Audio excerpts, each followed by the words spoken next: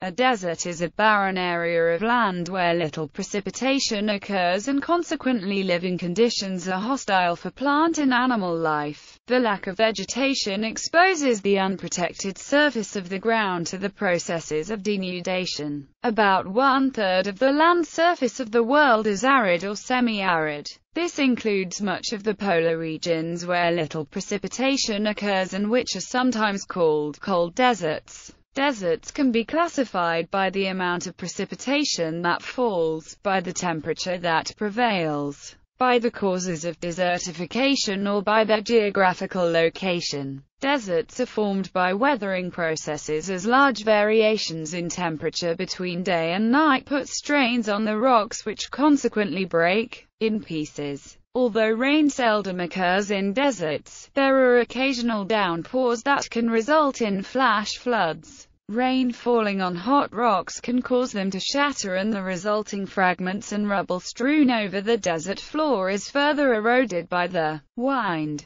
This picks up particles of sand and dust and wafts them aloft in sand or dust storms. Wind-blown sand grains striking any solid object in the path can abrade the surface. Rocks are smoothed down, and the wind sorts sand into uniform deposits. The grains end up as level sheets of sand or are piled high in billowing sand dunes. Other deserts are flat, stony plains where all the fine material has been blown away and the surface consists of a mosaic of smooth stones. These areas are known as desert pavements and little further erosion takes place. Other desert features include rock outcrops, exposed bedrock and clays once deposited by flowing water. Temporary lakes may form and salt pans may be left when waters evaporate. There may be underground sources of water in the form of springs and seepages from aquifers. Where these are found, oases can occur. Plants and animals living in the desert need special adaptations to survive in the harsh environment. Plants tend to be tough and wiry with small or no leaves, water-resistant cuticles and often spines to deter herbivory. Some annual plants germinate,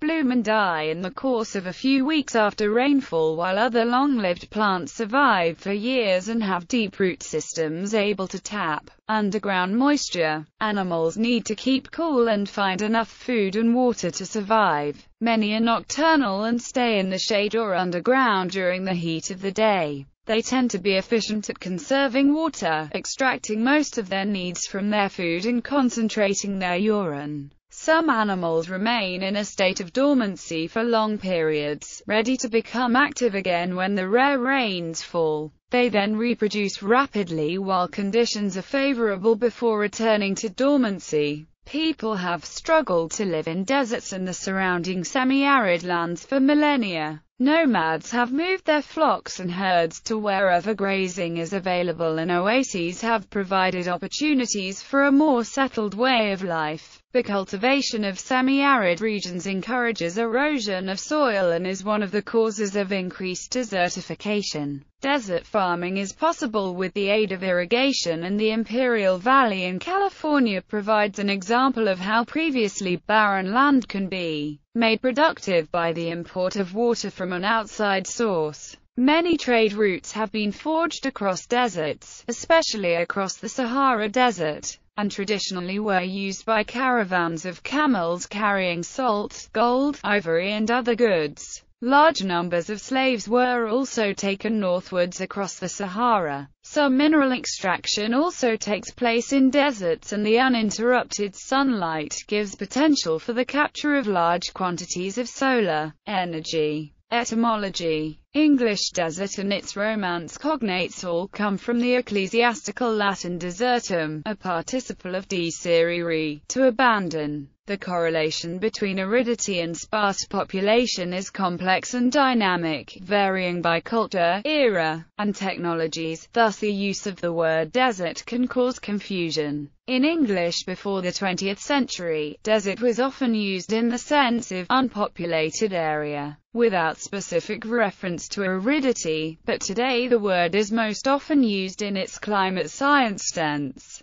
Phrases such as desert island and Great American Desert in previous centuries did not necessarily imply sand or aridity. The focus was the Sparse population.